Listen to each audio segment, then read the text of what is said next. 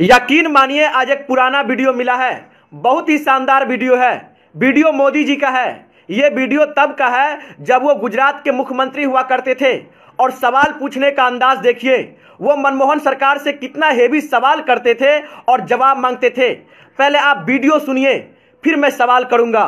मुझे जवाब दीजिए, ये जो आतंकवादी है, ये नक्सलवादी है, उनके पास शस्त्र और बारूद कहां से आता है?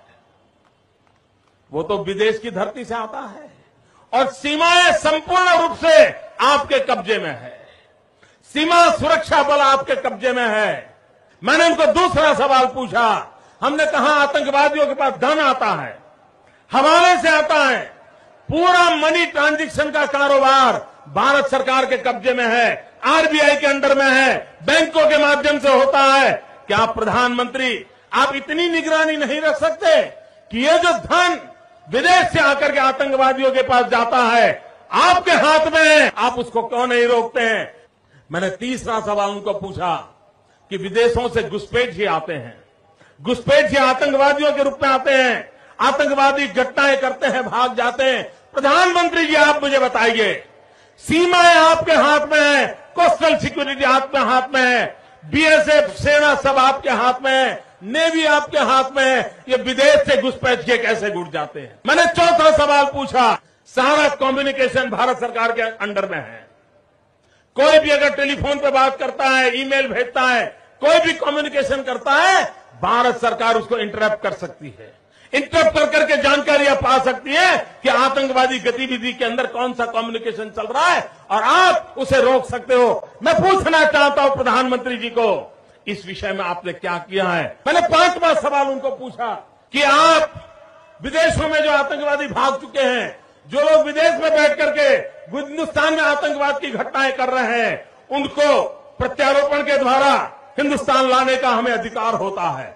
आपकी विदेश नीति में वो क्या ताकत है? एक बार इन पांचों चीजों पर कुछ करके दिखाइए, आतंकवाद जड़ मूल से उखड़ जाएगा। राज्यों के अधिकार हथिया करके राजनीति के करने के खेल छोड़ दीजिए। भाइयों बहनों, दिल्ली की सल्तनत के पास मेरे इन सवालों के जवाब नहीं है। कितना अच्छा वीडियो है, सुन के मजा आ गया। मोदी जी आप सवाल लाजवाब करते हैं। क्या पूछा है आपने? कृपया करके इन्हीं सवालों के जवाब आप दे दीजिए। जो सवाल आपने पूछे हैं, आज वही सवाल देश की जनता आपसे पूछ रही है। आज कोई मनमोहन नहीं है, आज कोई नेहरू नहीं है, आज कोई गांधी नहीं है। आज देश के प्रधानमंत्री आप हैं। वो प्रधानमंत्री जो अपने आप को कहता है कि मेरा सीना 56 इंच का है। दिल्ली सरकार के पास कोई जवाब नहीं था, क्योंकि उस समय मनमोहन जी प्रधानमंत्री थे, जिसे आप कहते थे कि 46 इंची का सीना है। ठीक है, उनके पास जवाब नहीं था, लेकिन आज तो 56 इंच के सीना वाला प्रधानमंत्री है। आपके पास तो जवाब होना चाहिए। देश की जनता को बताइए, वो आतंकवादी जो हमारे देश पे हमला करता है, उसके पास गोला बारूद कहां से आया? ये सभी विदेश से आते हैं। तो सीमा सुरक्षा आपके पास है, बीएसएफ आपके पास है।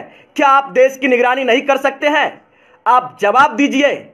आतंकवादियों के पास पैसा कहां से आता है? दाना पानी कहां से आता है? विदेश से आता है। कैसे आ जाता है मोदी जी? रिजर्व बैंक आपके पास है, पैसा ट्रांजैक्शन की कंपनी आपके पास है, हर चीज आपके पास है। आज जवाब तो आप ही को देना होगा, दीजिए। विदेशों से घुसपैठिया हमारे देश में आ जाते हैं, कैसे आ जाते हैं? यही सवाल आपका था ना। आज आप खुद बताइए कैसे आते हैं। थल सेना आपके पास है, जल सेना आपके पास है, वायु सेना आपके पास है, फिर भी आतंकवादी हमारे देश में घुस जाते हैं। कैसे घुस जाते हैं मोदी जी, जरा बताइए। आप नेहरू से सवाल करते हैं, गांधी से सवाल करते हैं, मनमोहन से सवाल करते हैं, आपके पास है जवाब?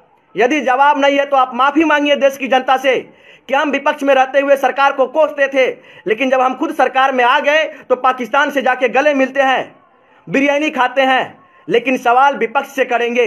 यह कौन सी राजनीति है? आप करे तो रासलीला, कोई और करे तो करैक्टर ढीला।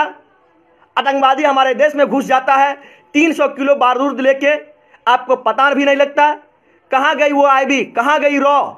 कोई विदेशी हमारे देश में बॉर्डर क्रॉस करता है 100 ग्राम गांजा लेके, तो हमारे देश की सेना पकड़ लेती है। लेकिन एक आतंकवादी हमारे देश में 350 किलो आरडीएक्स लेके घुस गया, आपको पता तक नहीं लगा।